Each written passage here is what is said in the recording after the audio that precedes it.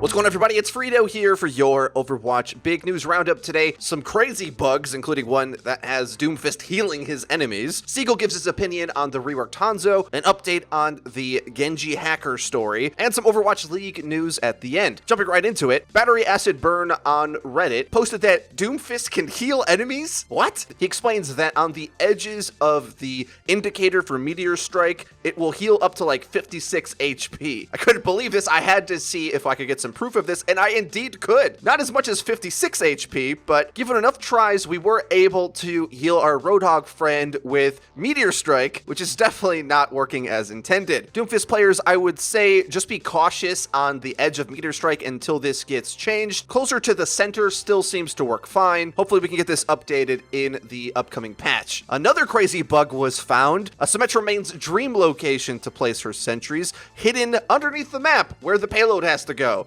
And our poor Winston friend here is attempting to try to find them to destroy them, but alas, they are hidden in the floorboards. Another crazy bug that I've never even seen before, thanks to Where Art Thorum for posting this onto Reddit. My favorite part about that clip was where the streamer, who by his Twitter I assume is Yazeti, has an adorable little GM logo over his diamond rank. You can see it bouncing around as he's playing. Gold star to any of you who noticed that while the clip was playing the first time. But next up, Seagull gives his opinion on the current balance of Hanzo. You know, the real issue with the new Hanzo is, like, he's just so forgiving. Old Hanzo is very punishing. If you suck to Hanzo, it's like, wow, I'm really garbage at this game. New Hanzo's like, man, I haven't played him for a month. I don't know what I'm doing. I'm just gonna hold E, just gonna hold left click, and I'm just gonna spray in front of me. I got 6 shots. Somebody's gonna die. Very well put, Seagull. It was always going to be tricky trying to make a character like Hanzo more mainstream, whereas in the entirety of Overwatch's history, he has been niche up until this point. Turns out if you make really high burst damage reliable, it's gonna be pretty good. And interestingly enough, talking about Hanzo, I think segues us quite nicely to the next character. Let's have a little bit of discussion about currently Mercy is still really darn good. And here's the thing. You know how everyone right now is really mad that Graviton Dragon Strike is really strong? Well, Mercy used to have an ultimate that countered that playstyle. A lot of people didn't like it. I've gone on record saying that it was balanced then, and then since the rework to put a single res on cooldown, they've had to just gut so many different things out of Mercy's kit from the rework in order to make it even somewhat balanced, and she's still on top of the support category for a few reasons, which I think everyone saw coming if you knew that even when she did have a team res, typically Mercy would res just 1 or 2 targets in order to have tempo in the team fight, and the big res thing was more of a lower ranked phenomenon a lot of the time. I know whenever we talk about Mercy being a bit too strong, Mercy mains run for the hills to avoid the wrath of Jeff Kaplan, so this next clip is for you. Reddit user MBK posted this, and it is a hilarious clip depicting Mercy mains whenever there's a developer update with her in the thumbnail. Oh, hold on a second. Yes, this is Angela.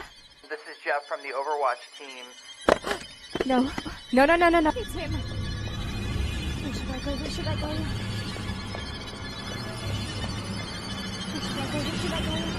Did you notice that Genji saying I need healing in the background? Oh, that's just great. Okay, but the thing is, Mercy is still one of the best supports because of that mid-fight res. And obviously, you might guess I would be fine if we just had the old Mercy. I've always said that. I personally didn't mind the hide-and-go-seek tactics in order to try to outplay those big wombo combos, because ultimately we're talking about a character that doesn't really do a lot of shooting in an FPS game, so movement and positioning and outsmarting your enemy is where I thought her power should be. But in any case, we have the Mercy that we have now, which has a mid-fight res, which essentially is like a mini ultimate, which makes it really hard to play without one, and even harder still to ever justify a character like Ana, who, yes, can land a bunch of cool abilities that are really fun and great, but it's just always going to be hard to compete with the Magic Eraser. So, Philo on Reddit suggests, what if Mercy's healing scaled like Symmetra's Photon Beam, i.e. ramping up its healing value over time? Now, I'll let you read the intricacies of this on your own. I'm just floating it here because I think this is actually a pretty good idea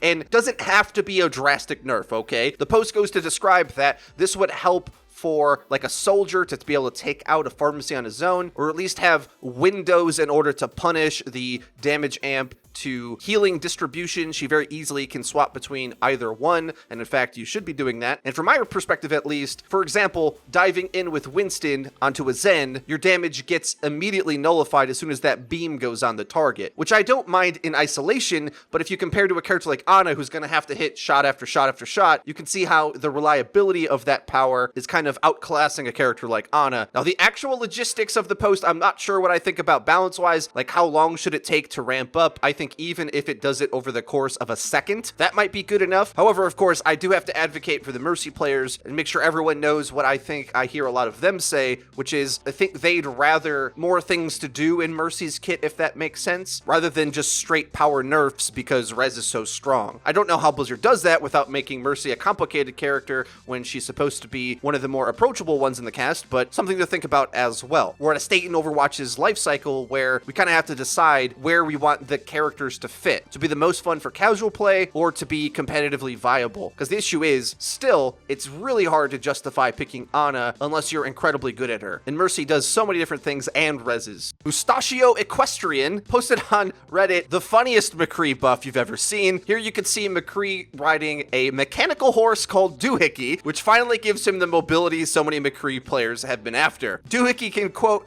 be ridden for agility or attack separately. So not only a mount, but an attacking pet as well. Probably a bit too much, but hey, is it really more powerful than the new Hanzo? I'm not sure. Realistically though, I'd say McCree is in a reasonable place. It's always nice to have a character that isn't dominating the game and is somewhat usable. It's just hard to justify him compared to Hanzo, but I think it's more so that Hanzo's just kind of goofy with how strong he is. And when you take that out, McCree, when he's set up properly, is still a strong character to run in a lot of maps. He just requires the most setup out of anybody, which is going to be his biggest limiting factor. Moving on, if you remember, we reported on a hackuzation story of the player Necros, who got in hot water for a very accurate 180 flick. A lot of people assume that it is a hack. Well, Necros responded by posting videos demonstrating some of his skills in order to respond to the accusations. And honestly, when you start to see him ghost dash this well, I lean more towards the innocent until proven guilty side of the argument. If you don't know, ghost dashing is a Genji technique that allows him to do these multiple dashes in a row because he's so quickly changing his next target and able to manipulate it mid-dash, I guess.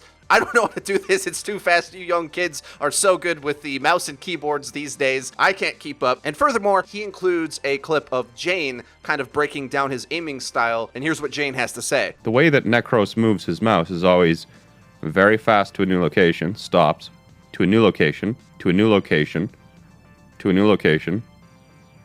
His mouse doesn't float around even when he's normally aiming. He goes in very discreet and quick movements. To a new location, to a new location, and then to a new location. So that's his aiming style.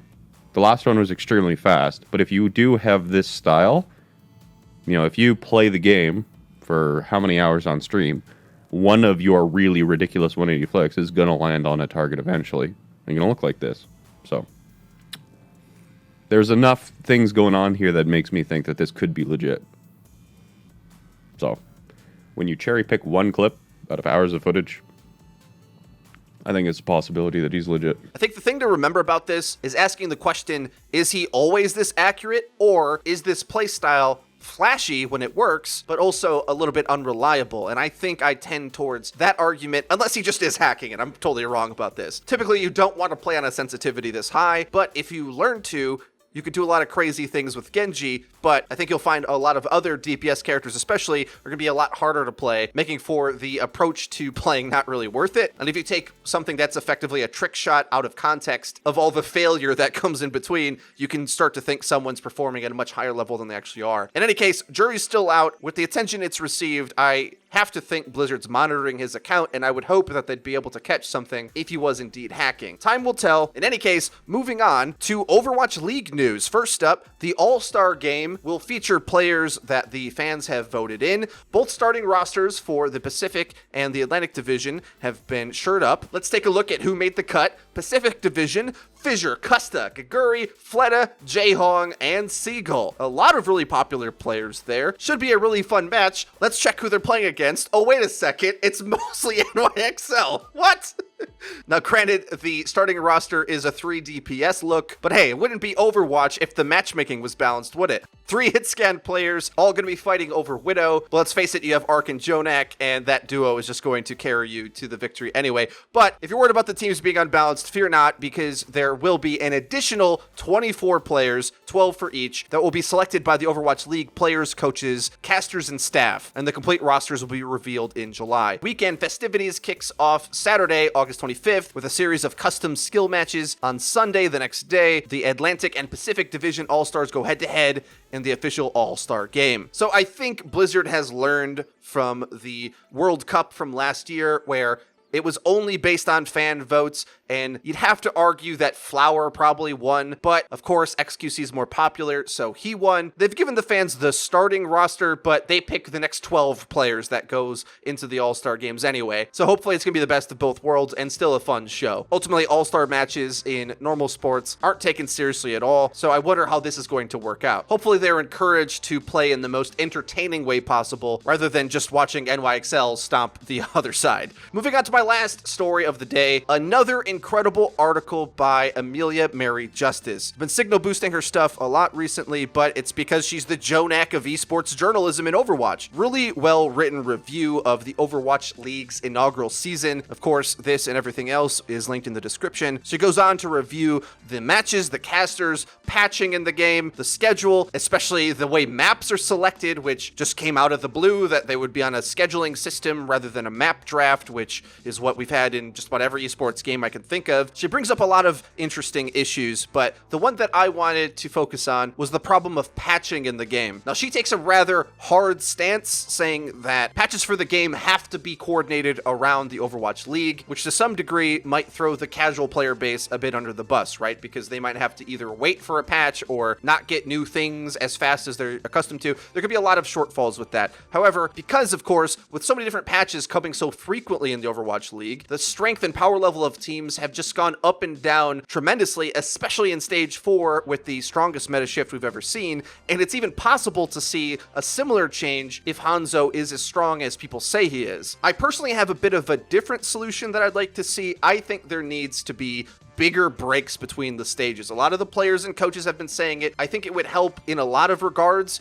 It would help viewer fatigue, because there's just so much to watch all the time. And now it's over. Like, the playoffs are coming up, but it feels like we've crammed a ton of Overwatch in a smaller space of time than we needed to. And if we put a bigger gap between the stages, not only would the players be a bit more happy because they had to have more time to prepare, but we could actually be caught up with the developers as they patch the game. If there was a bigger gap, then maybe devs could try to put a live patch out near the end of a stage, have enough time to test it, rework it, fix it, whatever, so that they can work towards being on schedule for when the next stage is about to go live, giving, I don't know, maybe a full week to prepare on the new patch, maybe 2. This whole will they, won't they play on the live patch debate has been quite annoying for both the players, but especially the fans, man. I know the players would like to have a long time on a given patch to be able to master it, but the players just want to see the stuff that we're playing. The fact that we don't is a huge problem, and I don't think the solution is hold back the public game longer, but I suppose it's better than it being completely out of sync, because it just kind of gives a bad taste in the mouth of the viewer. It's like, well, they're playing with stuff I don't even have, so what am I really getting out of this? It's a tough situation, and there aren't really any hard and fast answers, but it's crazy to think that the regular season's already over. It's like it just flew by. And when it's coming at you with that kind of pace, I think there's just too much Overwatch getting played that isn't on the right patch, and that's got to be adjusted somehow. Let me know your thoughts in the comment section down below. If you enjoyed the video, please be sure to leave it a like. It really does help us out and lets us know that you're enjoying the content. And if you haven't already, please subscribe, because we upload each and every day, so go on hit the bell icon so that you get notified when our videos go live. Link to the description is our Twitter, where we tweet out news, updates, and dank memes. That's been it for me. I've been FREEDO for your Overwatch. See you guys next time.